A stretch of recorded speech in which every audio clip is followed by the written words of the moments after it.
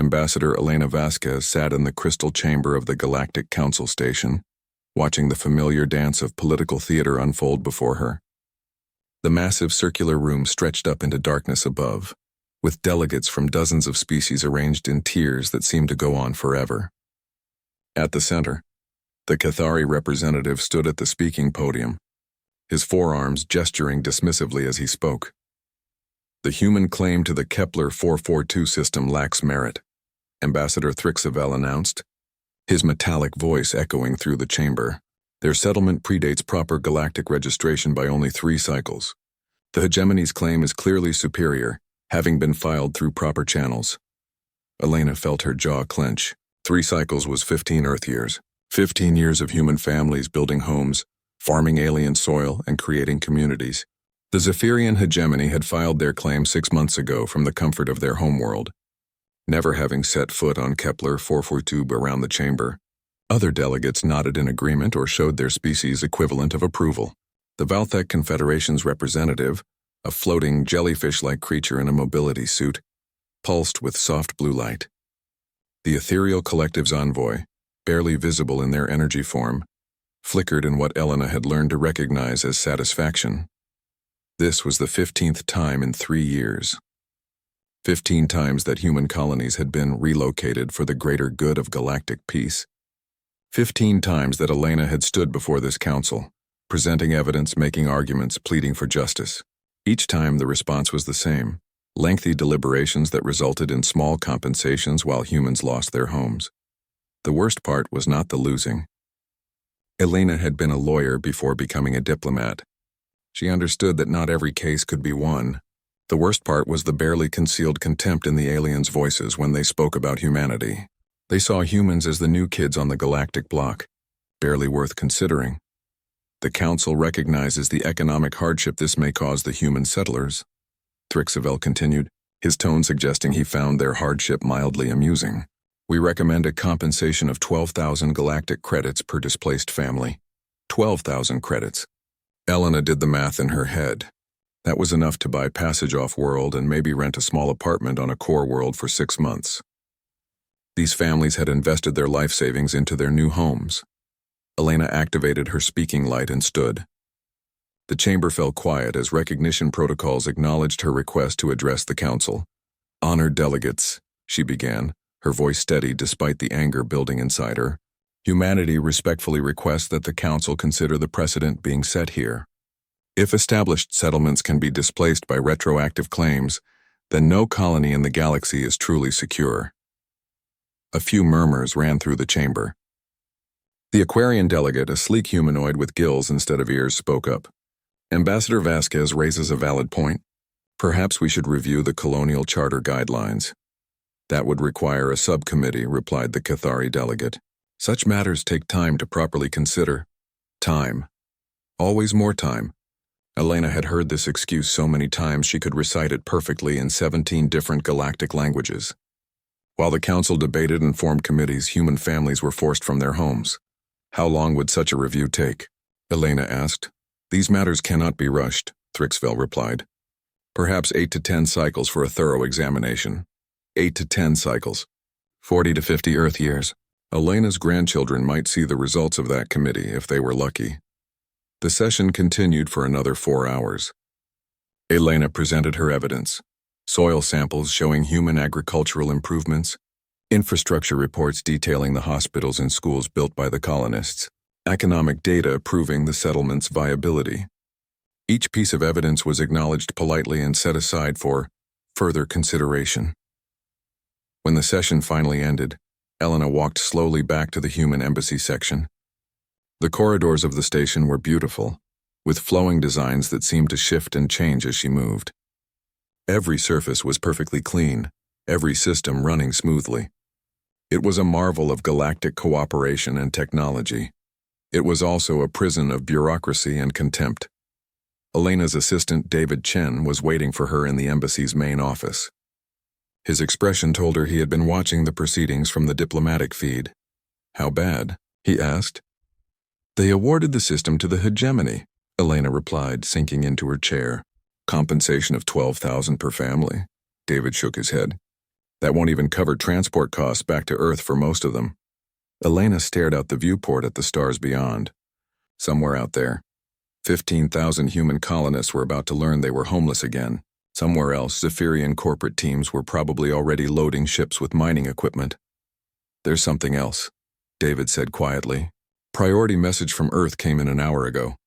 Elena took the encrypted datapad and read the message. As she read, her face went pale. What is it? David asked. Elena set down the pad carefully. The hegemony has announced their intention to claim mining rights to the asteroid belt in the Sol system. What? That's insane. They can't claim territory in humanity's home system. They're saying the asteroid belt doesn't technically fall under Earth's colonial charter. Same logic they used for Kepler 442. Elena stood up and walked to the window again. They want the rare Earth deposits for their expansion fleet. David joined her at the window. What's Earth's response? Elena was quiet for a long moment, watching a Cathari cargo ship dock at one of the station's many ports. The Security Council is meeting in emergency session, but we all know how this will go. The Council will form a committee. The hegemony will present their legal arguments. In 5 years, they'll award mining rights to the aliens and offer humanity a consulting fee. So what do we do? Elena thought about the 15,000 families about to be displaced from Kepler 442. She thought about the asteroid miners in Sol system who had spent generations working those rocks. She thought about the dozens of other human colonies that lived in constant fear of alien legal challenges. She thought about 50 years of diplomatic patience and compromise. 50 years of being the reasonable ones, the flexible ones, the ones willing to work within the system. And what had it gotten humanity? A reputation as pushovers who would accept any insult as long as it came with proper paperwork. Elena walked to her desk and opened a secure communication channel to Earth. Her fingers hovered over the keyboard for a moment.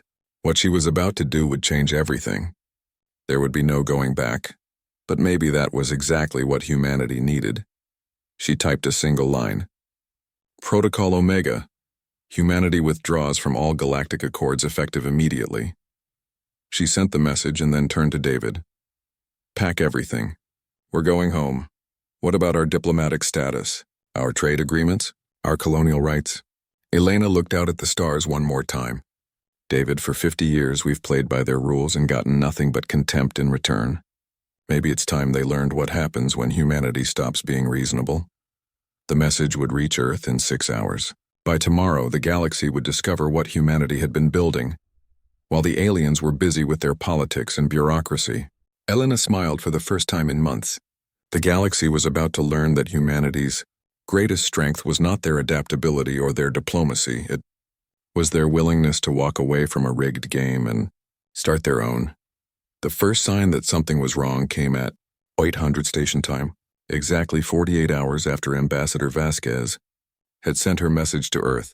Security Chief Glextar of the Galactic Council Station was reviewing the morning reports when his assistant approached with a puzzled expression. The Hiraki officer's tentacles twitched nervously as he handed over a datapad. Sir, we have a situation. All human diplomatic staff have checked out of their quarters. The entire embassy section is empty. Glexter frowned, his 6 eyes focusing on the report. Checked out? All of them? When? Between 200 and 400 this morning. They left no forwarding information. Just standard departure protocols. This was unusual, but not unheard of. Sometimes diplomatic missions were recalled suddenly. But as the hours passed, more reports began flooding in from across the galaxy. Every human embassy, trade office, and cultural center had gone silent overnight. On the Cathari homeworld, Trade Minister Crixtel discovered that the human commercial district was completely empty. The offices that had buzzed with activity for decades now stood vacant, with nothing but basic furniture left behind. Even stranger, the humans had taken time to properly cancel all contracts and pay final bills before disappearing. The Valthek Confederation faced a more immediate crisis. Their primary medical facility on Valthek Prime had run out of human-manufactured neural processors. The delicate devices were essential for treating their species' unique brain chemistry, and no other race in the galaxy could produce them. When Confederation officials tried to contact the human suppliers, they found nothing but automated messages stating that all contracts had been terminated. At first, Most galactic leaders assumed this was a temporary protest. Humans were known for their emotional responses to political setbacks. Surely they would return to the negotiating table within a few days. But days turned into weeks, and the silence from humanity deepened. Captain Vorthak of the Yao. Zephyrian hegemony was commanding a mining expedition to claim the asteroid belt in the Sol system when he encountered the first hint of what humanity had really been doing. His fleet of 12 heavy cruisers dropped out of hyperspace at the edge of the Sol system, expecting to find the usual collection of primitive human settlements and mining stations. Instead, they found nothing. The asteroid belt, which had been home to over 1 million human miners and their families, was completely empty. Every mining station, every habitat, every ship had vanished. Even the communication beacons were gone. "Sir," his sensor officer reported, "we're detecting massive energy signatures from the inner system." "Show me," Vorthak ordered. The main screen displayed the Sol system, with energy readings highlighted in red. Mars, which their intelligence reports described as a minor human colony world, was showing industrial output readings that rivaled the hegemony's primary manufacturing worlds. "That can't be right," Vorthak muttered. "Run the scans again." The second scan confirmed the first. Mars had been transformed into something the hegemony had never seen before. The energy output suggested massive shipyards and manufacturing facilities, far beyond what they thought human technology could achieve. Even more disturbing were the readings from Luna, Earth's moon. The entire surface appeared to be covered with artificial structures, and energy signatures indicated weapons systems that dwarfed anything in the hegemony fleet. "Sir," the communications officer called out, "we're receiving a transmission." "From whom?" "Unknown source. Text only. The Sol system is closed to foreign vessels. Depart immediately." Vorthak laughed. Closed by whose authority? He never received an answer to that question. His fleet's approach toward the inner system was met by something that appeared on their sensors like a solid wall of contacts. Hundreds of ships, all of unknown design, moved to intercept them. The hegemony fleet retreated without firing a shot. Meanwhile, across the galaxy, the absence of human trade was causing economic chaos. The Ethereal Collective's expansion fleet found their ships breaking down in deep space. Human-engineered fusion cores had been quietly powering half the galaxy's starships for the past 30 years. Now those replacement parts were nowhere to be found. The Aquarian Republic's food distribution network collapsed when human agricultural supplements stopped arriving. The supplements, which boosted crop yields by 300%, had become essential to feeding the Republic's population. Even the mighty Kethari Confederation discovered their vulnerability. Their newest generation of warships relied on human-designed quantum processors for their targeting systems. Without replacement components, their entire fleet would be reduced to scrap metal within a year. Ambassador Thrixavel, the same Kethari who had dismissed humanity's territorial claims just weeks earlier, found himself in the embarrassing position of trying to contact an empty human embassy. His messages went unanswered. His formal diplomatic protests were returned by automated systems. For the first time in his career, Thrixavel was forced to admit that the Confederation needed something from the species he had spent decades dismissing as primitive. Newcomers. The Galactic Council called an emergency session to address the crisis. Representatives from dozens of species gathered in the Great Chamber, but the human section remained conspicuously empty. "This is clearly a violation of galactic trade agreements," declared the Valtech representative, his jellyfish-like form pulsing with agitated colors. "Humanity cannot simply cease all commercial activity without notice." "Actually," replied the Council's legal advisor, "they can." All human contracts included proper termination clauses. They followed galactic law precisely. The Ethereal Collective's representative flickered angrily. "Then we demand they resume trade immediately." "On what grounds?" asked the legal advisor. "No species is required to engage in commerce against their will." This created an uncomfortable silence. The galactic legal framework that the Council had used to dismiss human territorial claims now protected humanity's right to economic isolation. Chancellor Mextor, the Council's elected leader, tried to restore order. "Surely this is a misunderstanding. What are humanity's demands? What do they want?" But there were no demands. No ultimatums, no diplomatic communications at all. Humanity had simply vanished from galactic civilization overnight. taking their technology and trade relationships with them. In the Outer Rim territories, human colonies that had been abandoned or relocated suddenly reappeared on sensors. But when alien ships approached these worlds, they found them heavily fortified and completely unwilling to communicate. The governor of New Geneva, a human colony that had been forced to relocate 3 years earlier, sent a simple message to approaching Cathari ships. This world is under human protection. Depart immediately or face the consequences. When the Cathari ships ignored the warning and continued their approach, they discovered that the consequences were very real. The human colony was defended by weapon systems that the Cathari couldn't even identify, let alone counter. As reports flooded in from across the galaxy, a terrifying picture began to emerge. While the various alien species had been busy with politics and bureaucracy, humanity had been quietly preparing for this exact scenario. They had built alternate supply chains, hidden military installations, and evacuation protocols that could move entire populations overnight. The Council had always dismissed humanity as emotional and unpredictable. They had never considered that those same traits might make humans uniquely capable of long-term planning while maintaining perfect operational security. 3 months after the withdrawal began, Trade Minister Crickstill stood in his empty office on the Cathari homeworld, staring at supply reports that painted a grim picture. Industrial production was down 60%. 3 colonies had requested emergency food shipments. The Confederation's expansion fleet was grounded indefinitely. His assistant entered with another report. "Sir, we've detected human ships in the Vega system." "Doing what?" "Unknown. They're not responding to communication attempts."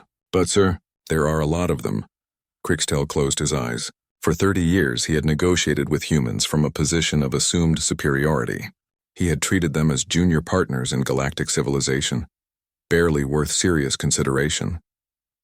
Now he was beginning to understand that humanity had never been the junior partner in anything. They had simply been waiting for the galaxy to show its true colors, and now that they had seen those colors, humanity was no longer interested in playing by the galaxy's rules. Admiral Chen Wei stood on the bridge of the UES Defiance, watching the tactical display as 12 Zephyrian hegemony ships approached the outer edge of the Sol system. The alien vessels were impressive by galactic standards. Each heavy cruiser stretched nearly 2 kilometers in length and carried enough firepower to level a continent. 3 months ago, such a fleet would have represented an unstoppable force against humanity. Today, Chen found himself almost feeling sorry for them. "Admiral," reported Lieutenant Commander Sarah Kim from the sensor station, "the hegemony fleet is maintaining course for the asteroid belt. They're broadcasting standard territorial claim protocols." Chen nodded. Captain Vorthak was following the same playbook that had worked so well against human colonies for the past 50 years. Project Overwhelming Force, cite galactic law, and expect the humans to back down like they always had. The Zephyrians had no idea that they were flying into the galaxy's first demonstration of what humanity looked like when they stopped playing defense. "Signal the fleet," Chen ordered. "Begin deployment pattern Omega-7. Across the Sol system, ships that hadn't existed in any galactic database began moving. The first wave emerged from concealed positions throughout the asteroid belt. Sleek, destroyers that looked nothing like the bulky human vessels in alien intelligence files. They moved with an acceleration that should have been impossible for ships of their size. The second wave rose from the lunar surface. Massive dreadnoughts, each one larger than anything in the Zephyrian fleet, lifted off from hidden shipyards that had been disguised as mining facilities. Their hull configurations were completely unknown to galactic science, but the third wave was what made Chen smile. Ships began emerging from hyperspace around the hegemony fleet, having jumped in with precision that galactic naval doctrine claimed was impossible. Within minutes, the 12 Zephyrian cruisers found themselves surrounded by over 200 human vessels. "Sir," Kim reported, "the hegemony fleet has stopped. They're requesting communication." "Put them through," Chen replied. Captain Vorthak's image appeared on the main screen. The Zephyrian officer's usual arrogance had been replaced by barely controlled panic. His species had evolved from predators, and they recognized a trap when they saw one. "This is Captain Vorthak of the Zephyrian hegemony." We are conducting lawful operations under Galactic Charter. You are interfering with our... Captain, Chen interrupted, his voice perfectly calm. You are trespassing in human territory. You have 30 seconds to begin your withdrawal, or we will remove you. Human territory? The asteroid belt is unclaimed space under our 25 seconds. Vorthak's expression shifted from panic to desperate anger. You cannot threaten hegemony vessels. We have rights under galactic law. 15 seconds. The Zephyrian captain looked at his tactical display, where his 12 ships were hopelessly outnumbered. But more than the numbers, it was the technology that terrified him. His sensors couldn't even properly identify the human weapon systems. We are withdrawing, Vorthak finally said. Good choice, Chen replied. And Captain, next time you want to steal something from humanity, make sure you're strong enough to take it. The communication ended and Chen watched as the hegemony fleet began its retreat. But he wasn't finished with the demonstration. Target their lead cruiser, he ordered. Fire a warning shot across their bow. The UES Defiance's main gun fired once. The energy beam lanced through space and struck an asteroid roughly the size of the Zephyrian cruiser. The rock simply ceased to exist, vaporized so completely that not even debris remained. The hegemony fleet's retreat became a full-speed run for the edge of the system. News of the encounter spread through galactic communication networks like wildfire. Within hours, every government in the galaxy was reviewing the sensor data and trying to understand what they had just witnessed.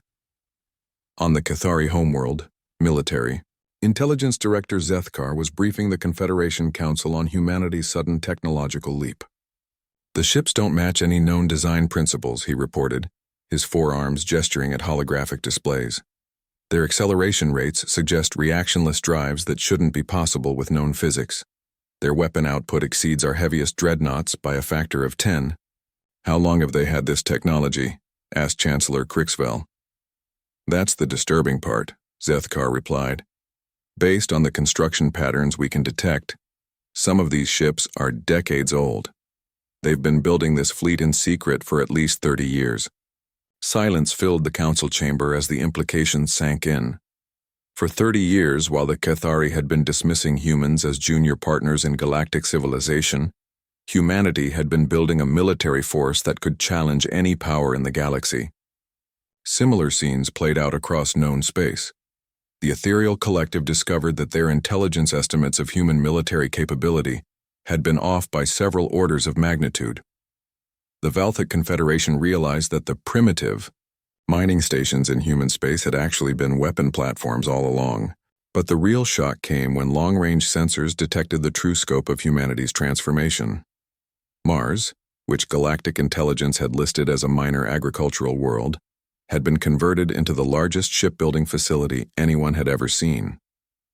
The entire planet was essentially one massive industrial complex, protected by orbital defenses that made planetary assault impossible. Luna had been hollowed out and turned into a fortress that bristled with weapons capable of sterilizing entire fleets.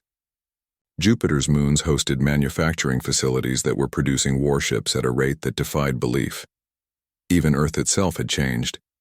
The primitive homeworld was surrounded by orbital installations that could generate energy shields large enough to protect the entire planet. The most disturbing discovery came from deep space monitoring stations.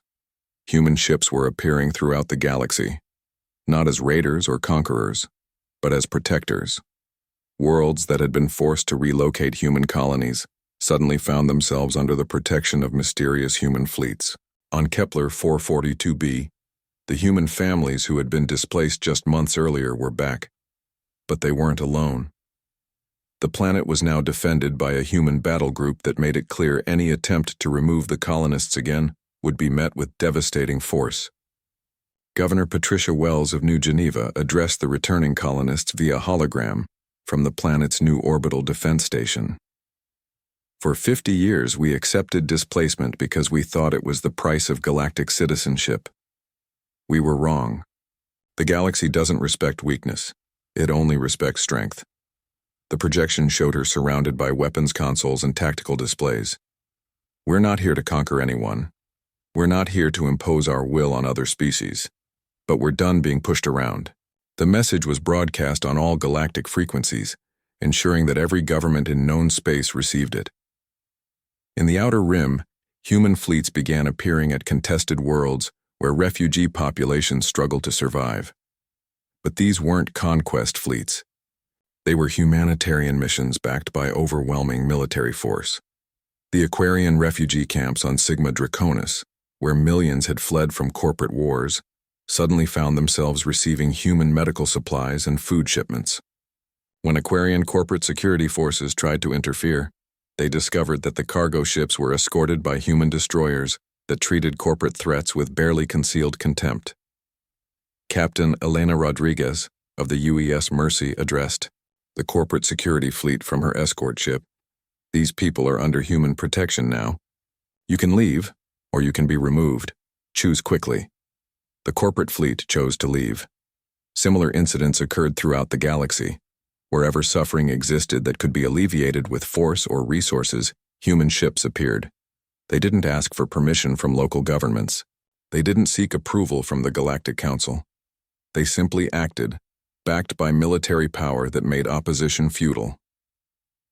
The galaxy began to understand that humanity's withdrawal from galactic politics hadn't been a tantrum or a negotiating tactic. It had been a strategic repositioning. While alien governments had been busy with bureaucracy and procedure, humanity had been building the capability to solve problems through direct action. On the Galactic Council station, Chancellor Mextor called another emergency session. Representatives from dozens of species gathered in the Great Chamber, but the atmosphere was very different from 3 months earlier. We need to address the human situation, Mextor announced. Their military actions are destabilizing the established order. What military actions? Asked the Aquarian representative. They've attacked no one. They've invaded no territory. They're simply protecting their interests. They're ignoring galactic law, protested the Cathari delegate. As is their right, replied the Council's legal advisor. No species is required to participate in galactic governance. The ethereal collective's representative flickered with agitation. They're undermining our authority. What authority? Asked the Hiraki delegate. Half our military budgets depend on human technology we can no longer obtain. Our trade networks are collapsing without human commerce. They don't need to undermine our authority, we're doing that ourselves. The uncomfortable truth was settling over the galaxy like a fog. For 50 years, galactic civilization had functioned on the assumption that humanity needed them more than they needed humanity. The withdrawal had revealed the opposite was true. The galaxy needed humanity. Humanity apparently didn't need the galaxy at all. And now that they had shown their teeth, it was becoming clear that humanity had never been the prey animal the galaxy thought they were. They had been the apex predator, waiting patiently for the right moment to remind everyone else what the food chain actually looked like. The first domino fell on Cathari Prime when the Confederation's Third Fleet, mutinied Admiral Korthlex, had been ordered to patrol the border with Valthek space, a routine mission that had been carried out without incident for decades. But when his fleet arrived at the contested border zone, they found Valthek ships desperately fighting off raiders from the Savage Reach. The Valthek fleet was outgunned and losing badly. Standard Cathari protocol was clear: maintain neutral position and monitor the situation. But Admiral Korthlex's ships hadn't received spare parts for their weapon systems in 4 months, and his crews were growing increasingly angry about the supply shortages caused by humanity's withdrawal. Sir, his tactical officer reported, the Valthek flagship is requesting assistance. Their shields are failing. Korthlex stared at the tactical display. The Valthek Confederation had voted to support the Zephyrian claim to human asteroid mining rights just months earlier. Their suffering was a direct result of supporting the policies that had driven humanity away. But the Valthek crews didn't make those political decisions. They were just trying to survive. All ships, Korthlex ordered, engage the raiders, drive them back to the Reach. His communications officer looked shocked. Sir, we don't have authorization to— I'm giving the authorization, Korthlex replied. If the Confederation Council wants to court-martial me for defending our neighbors, they can do it after we save some lives. The Cathari Third Fleet engaged the raiders and drove them off. But when Admiral Korthlex returned to Cathari Prime, he found himself facing a very different reception than he expected. Instead of a court-martial, he found cheering crowds. Cathari citizens had watched the battle on news feeds, and for the first time in months, they had seen their military doing something decisive instead of sitting in committees debating supply shortages. The Confederation Council found itself in an impossible position. They couldn't punish Korthlex without admitting that they preferred political procedure to military effectiveness.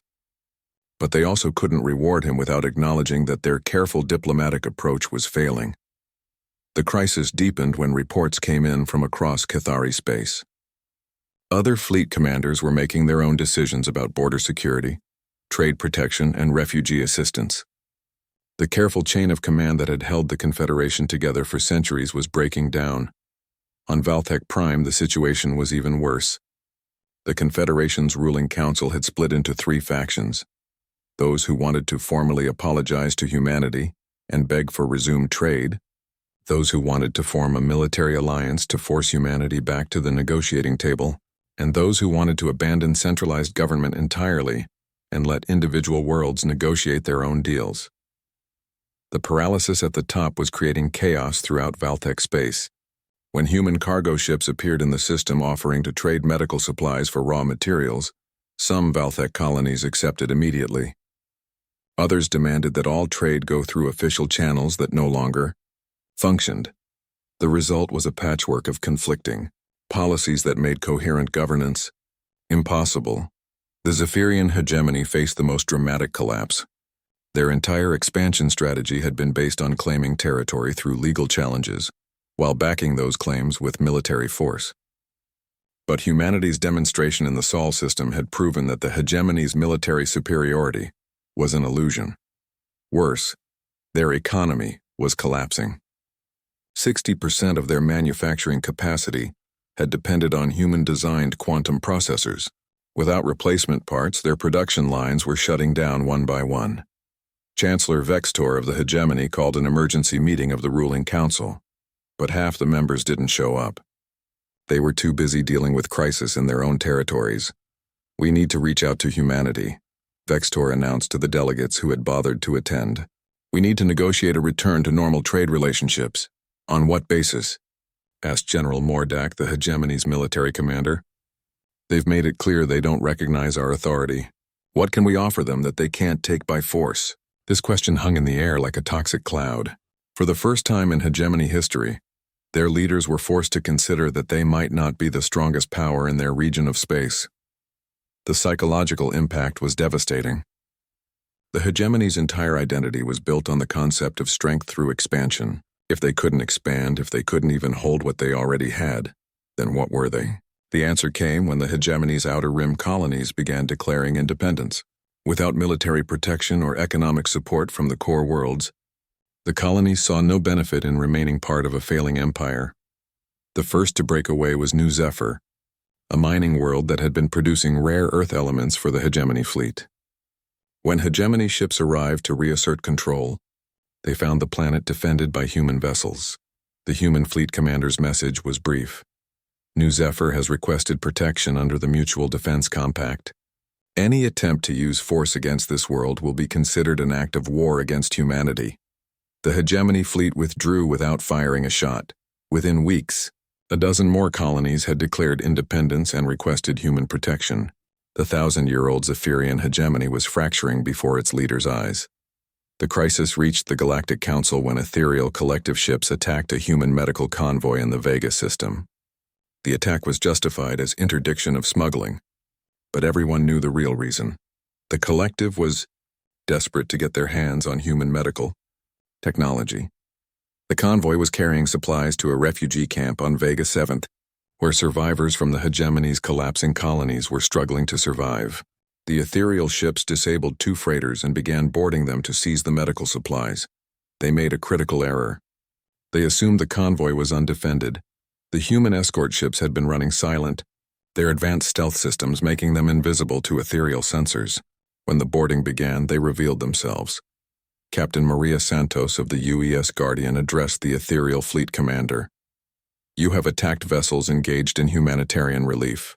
You will release the freighters and withdraw immediately, or we will destroy you. The ethereal commander, confident in his technological superiority, refused. These supplies are being diverted from legitimate medical channels. We are acting under galactic health regulations. Last warning, Santos replied. The ethereal commander cut the communication and ordered his ships to prepare for combat. He was commanding 6 heavy cruisers against 3 human escorts. The odds seemed overwhelming in his favor. The battle lasted 17 minutes. When it was over, the entire ethereal fleet had been reduced to drifting wreckage. The human ships hadn't even been scratched. News of the battle reached the Galactic Council within hours. For the first time in galactic history, a major powers fleet had been completely destroyed by another member species. Chancellor Mextor called an emergency session. But when the council convened, they discovered that over half the member species had failed to send representatives. The hegemony was too busy dealing with rebellion. The Confederation was paralyzed by internal disputes. The collective was trying to figure out how they had lost 6 heavy cruisers to 3 escort ships. The species that did attend were in no mood for lengthy debate. We need to address the human situation immediately, Mextor announced. What situation? Asked the Aquarian representative. They defended a medical convoy from pirates. That's exactly what we should want responsible species to do. They destroyed ethereal vessels, protested the remaining collective delegate. The ethereal vessels attacked first, replied the Hiraki representative. The humans were defending themselves. This is exactly the problem, Mextor said desperately. Humanity is acting outside our authority. They're making military decisions without consulting the council. Maybe, suggested the Aquarian delegate, the problem isn't that humanity is acting without our authority. Maybe the problem is that our authority doesn't work. The words hit the chamber like a physical blow. For 1,000 years, the Galactic Council had maintained peace through careful diplomacy and bureaucratic procedure. The system had worked because all major powers had agreed to participate. But now the most technologically advanced and militarily powerful species in the galaxy had walked away from the system entirely. And instead of collapsing, they had thrived worse. They were demonstrating that problems could be solved much more effectively, through direct action than through committees and procedures. The refugee crisis that the Council had been studying for 3 years was being resolved by human ships in 3 months. Border disputes that had generated decades of legal arguments were being settled by human mediation, backed by overwhelming force. The Outer Rim territories, which had been plagued by piracy and corporate exploitation for centuries, were becoming peaceful and prosperous under human protection. We're losing relevance, admitted the Hiraki delegate. Species are bypassing the Council entirely and going directly to humanity for solutions. It was true. The Council's communication networks were filled with requests from minor species asking for human intervention in local conflicts. They weren't seeking galactic mediation anymore. They wanted results. The meeting dissolved in acrimony, with no resolution reached and no clear path forward. Meanwhile, on the UES Defiance, Admiral Chen was reviewing reports from across the galaxy. The picture they painted was clear. The old galactic order was collapsing, and something new was taking its place.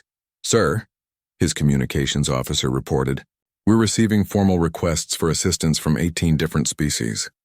They're asking for protection, trade agreements, and military support. Chen studied the list. These weren't the major powers that had dominated galactic politics for centuries. They were smaller species colonies and independent worlds that had been ignored or exploited by the old system. What's our response? The officer asked. Chen thought about Elena Vasquez's message that had started this cascade of events. Humanity had withdrawn from a system that didn't respect them. But they hadn't withdrawn from the galaxy entirely. Send a message to Earth, he ordered. Tell them it's time for the next phase. The galaxy was about to discover that humanity hadn't just been preparing for war. They had been preparing to build something better. 1 year after humanity's withdrawal from galactic politics, Ambassador Elena Vasquez returned to the Galactic Council station. But she was not the same woman who had left in frustration and despair. She wore the uniform of a fleet admiral now, and she arrived aboard the UES Sovereign, humanity's newest flagship. The massive vessel dwarfed every other ship docked at the station. Its sleek black hull seemed to absorb light, and weapon ports along its sides could be seen even by casual observers. This was not a ship built for exploration or trade. This was a ship built to end arguments. Flanking the Sovereign were 12 other vessels, each representing a different species that had signed humanity's mutual respect accords. The Haraki cruiser. Determination floated alongside the Aquarian destroyer New Hope. A Valthek medical ship carried refugees who were being relocated to safer worlds under human protection. Security Chief Glex Tar, who had processed humanity's departure a year earlier, watched the arrival with a mixture of awe and dread. The humans weren't returning as supplicants seeking readmission to galactic society. They were returning as conquerors who had already built their own. Elena walked through the station corridors with a confidence that hadn't been there before. The pristine halls and flowing architecture that had once impressed her now seemed fragile and artificial. She had seen what could be built when function mattered more than appearance. Behind her walked representatives from the 18 species that had joined humanity's alternative to the Galactic Council.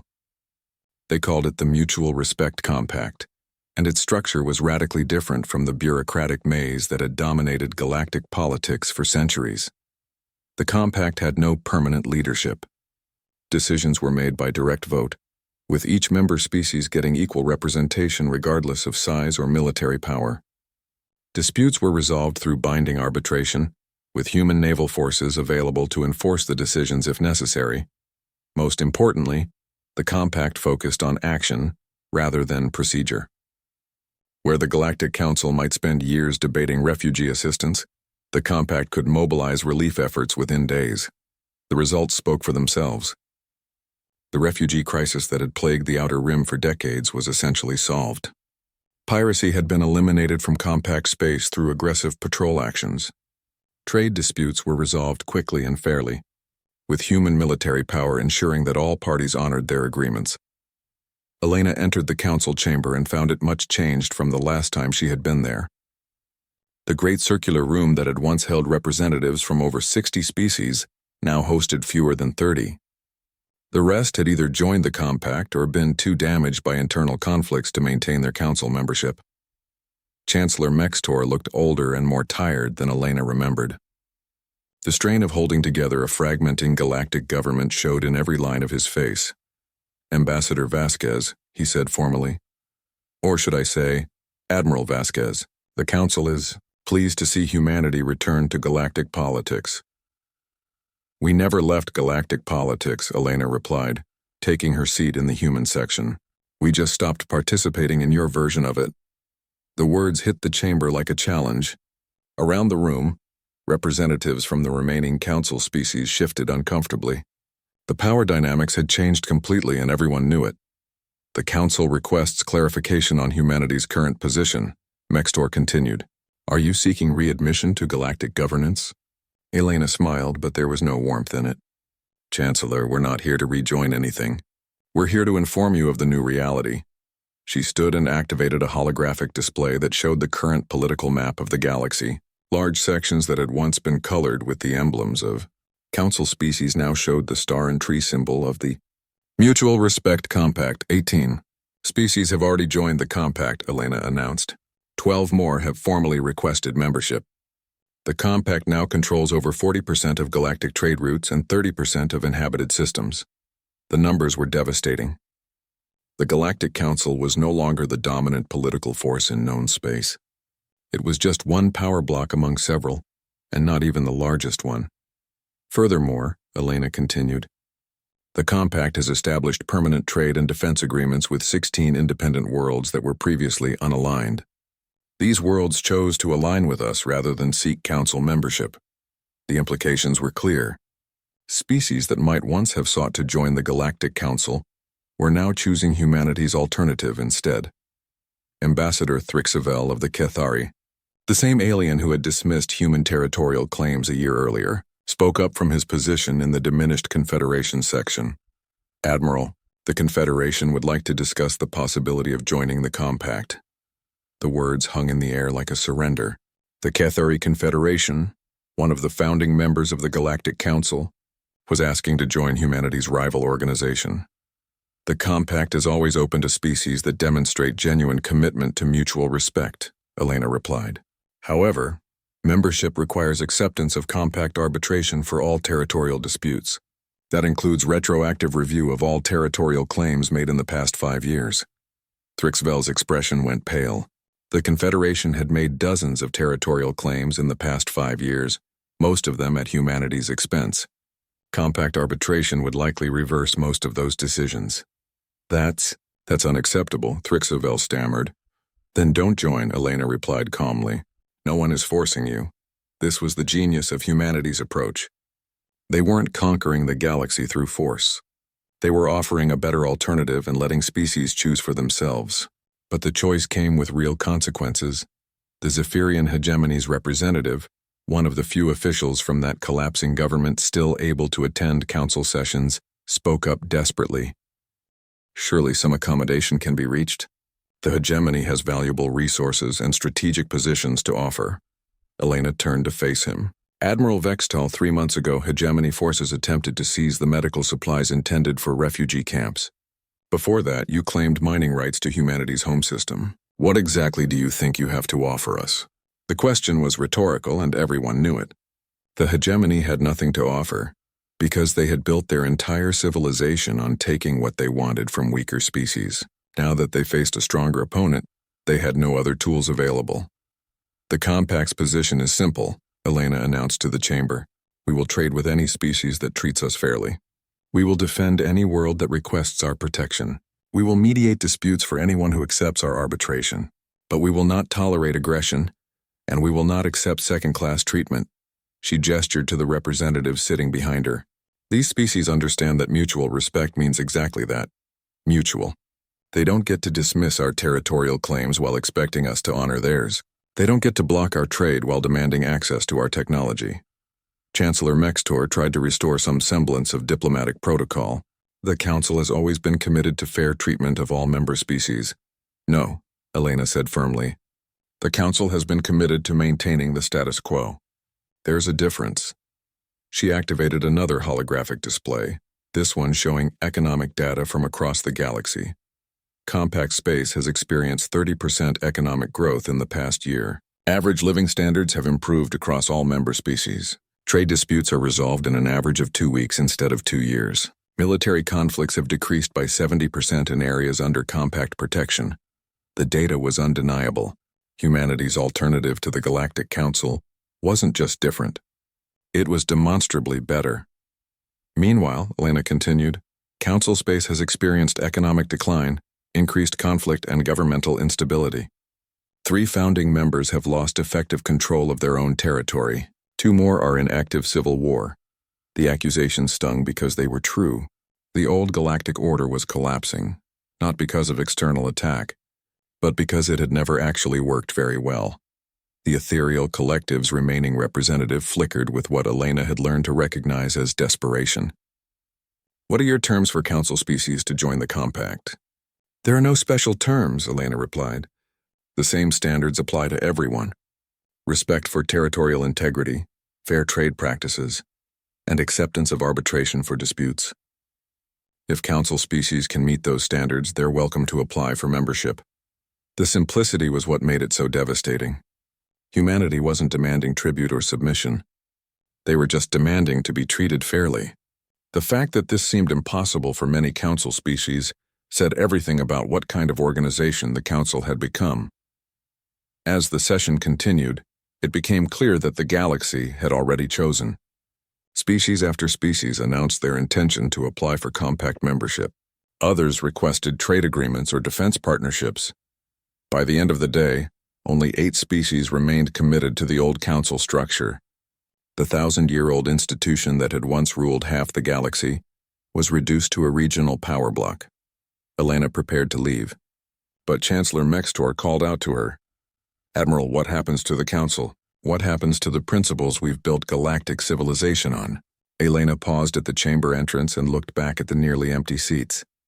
Chancellor, the council's principles were noble. Peace through cooperation, prosperity through trade, security through mutual defense. Those are good principles. She gestured to the holographic display still showing the compact's success. We just found a better way to implement them. As Elena walked back to her ship, she reflected on the journey that had brought her to this moment.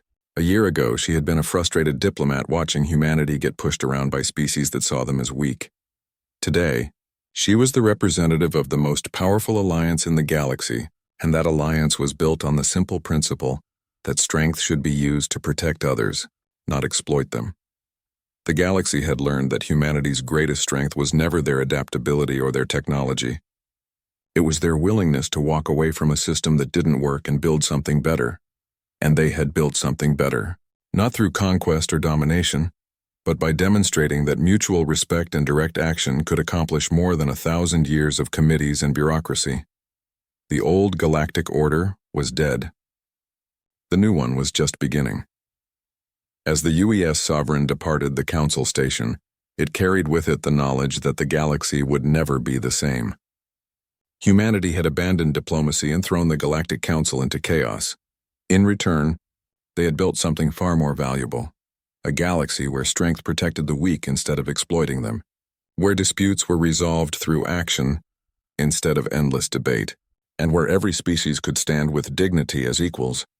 It was the galaxy humanity had always wanted to be part of. They had just needed to build it themselves.